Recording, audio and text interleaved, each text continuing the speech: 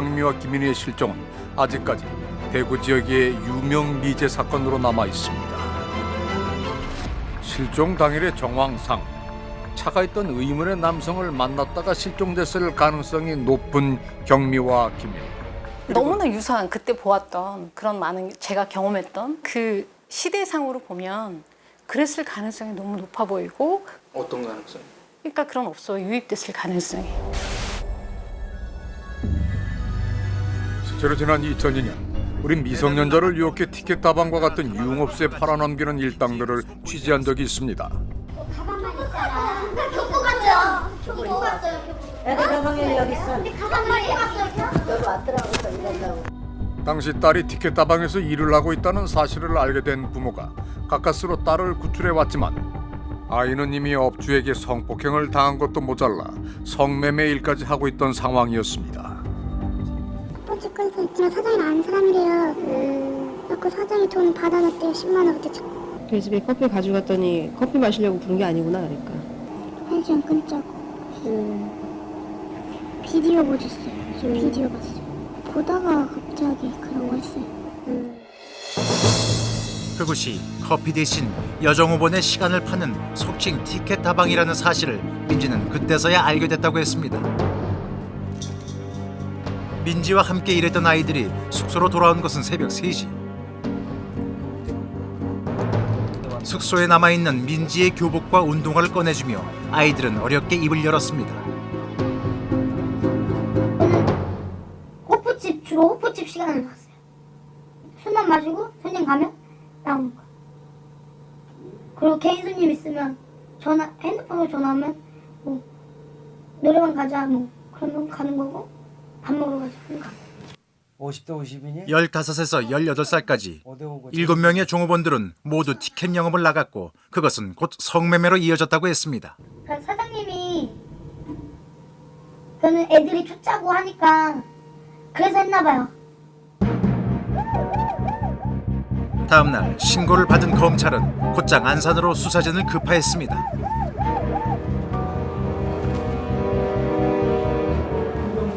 예. 흥금찰청 418번 같은 인덕골 수사관입니다. 예. 자, 저기 혹시 지금 이 시간으로 청소년 보호구역으로 긴급 체포합니다.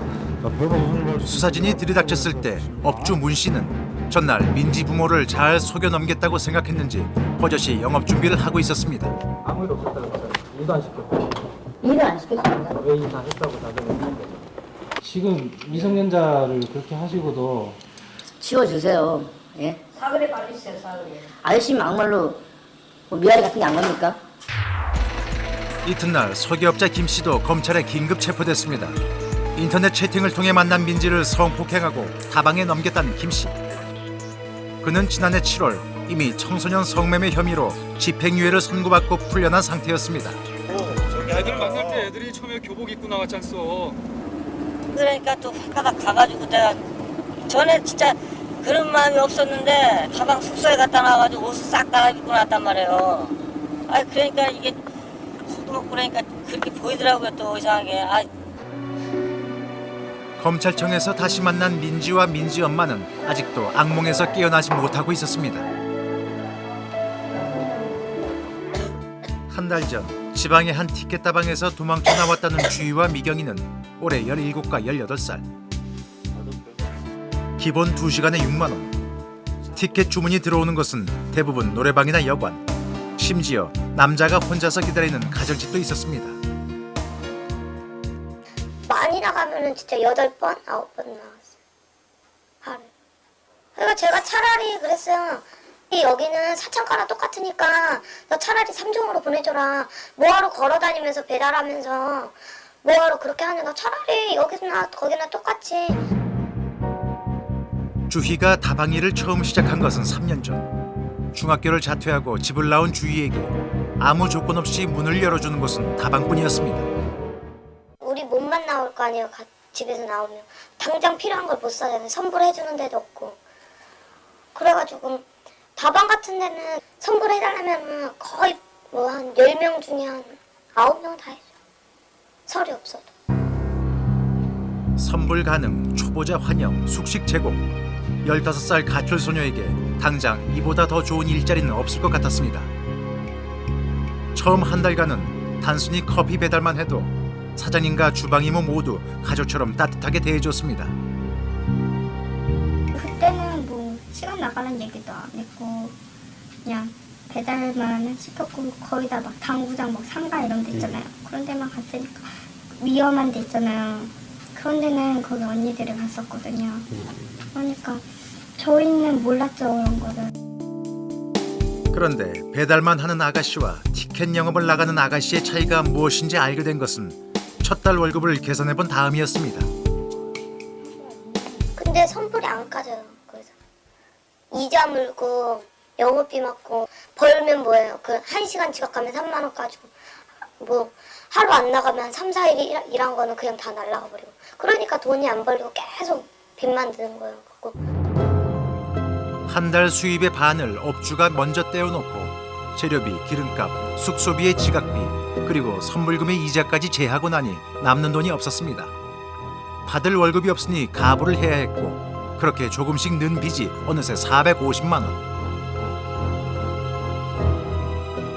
물어봤어요. 그냥 아는 언니들이 오빠들한테 전화해서 빚이 많고 여기서 당장 돈 갖다 달래는데 어떡하냐고 그러니까 전라도로 가래더라고요. 선물을 다 해준다고. 근데 거기는 가자마자 해줬어요. 돈을. 지난 6월 빚을 갚기 위해 주희가 친구 미경이와 함께 내려간 곳이 전라남도 광양. 읍내에 들어서자 골목골목마다 다방 간판들이 눈에 들어왔습니다.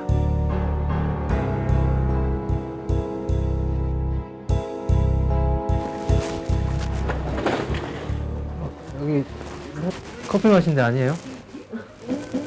커피숍 아닌데요. 그럼 뭐예요 여기? 다방인데 앉을 데도 없네요.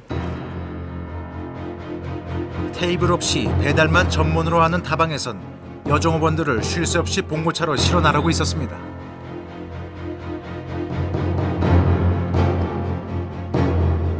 여관방 안에는 다방 홍보 스티커가 곳곳에 붙어 있었습니다. 아침 9시부터 광고 스티커가 붙은 생수를 들고 다방 홍보를 시작해서 밤 12시가 되도록 하루 꼬박 15시간을 일해도 쌓이는 건 여전히 빚뿐이었습니다. 근데 거긴 더 웃긴 게 하루에 20만 원을 내가 사장한테 갖다 줘야 돼. 근데 20만 원 갖다 주려면 솔직히 티켓을 다 나가야 되는데 기본 2시간. 그래갖고 무조건 30분만 나가도 6만 원을 받아와야 돼요. 무조건 시간을 나가면 커피를 안 들고 가도 커피값을 올려놔요. 거기다가 10만 원을 못 벌잖아요. 그러면 입금으로 안 잡아줘요. 그냥 사장이 다 가지는 거예요. 세 잔에 5천 원을 받는 커피 배달만으로는 도저히 채울 수 없는 하루 입금액 20만 원. 이 돈을 못 채우면 미수금이 그대로 빚이 되기 때문에 아이들은 업주가 강요하지 않아도 티켓 영업을 나갈 수밖에 없었습니다. 나중에 돈을 던졌어요. 하나하나. 야 주워. 이렇게 던졌어요. 그때 진짜로 주웠어요. 주워갖고 나왔어요. 돈 때문에. 아니면 그 돈을 제가 메꿔야 되니까 너무 열받잖아요. 안 그래도 빚 많아 죽겠는데. 시간을 나가게 되면 다 그런 상황이 벌어지니? 그 남자들이 솔직히 저를 언제 봤다고. 나한테 그냥 공짜로 3만 원 주는 거 아니에요. 그런 돈을 왜 줘요? 그 사람들이. 남자들 그리고 다 100% 그 생각으로 다방에 커피 시키고 차 시키고. 다방 빚을 갚는 것이 애초부터 불가능했다는 사실을 깨달을 무렵 두 아이의 빚은 어느새 1,700만 원. 성으로 팔아버리겠다는 업주의 협박이 시작됐습니다. 그래서 가게 계속 감금시키면서 다른 다방 사장들을 얼굴 보러 왔어요. 이제 빚이 1,700이나 되는데 얼굴은 어떻게 생겼나. 얼굴 보고 나이도 어리고 우린 도망가면은 그냥 땡인데 다 못 쓴다고 그래가지고 거기 가게 이모가 우리 완도로 팔아 넘기라고. 둘의 빚을 서로 보증한다는 연대보증서에 도장을 찍고 빚에 팔려간 아이들. 그들에게 다방은 성매매 업소와 다를 게 없었습니다. 나가면은 거의 1시간 동안 방 안에 뛰어다닌다고 보면 돼요. 그때는 막 거의 실신하기 일보 직전이었어요. 손을 다 잡았는데 내가 어떻게 빠져나가요.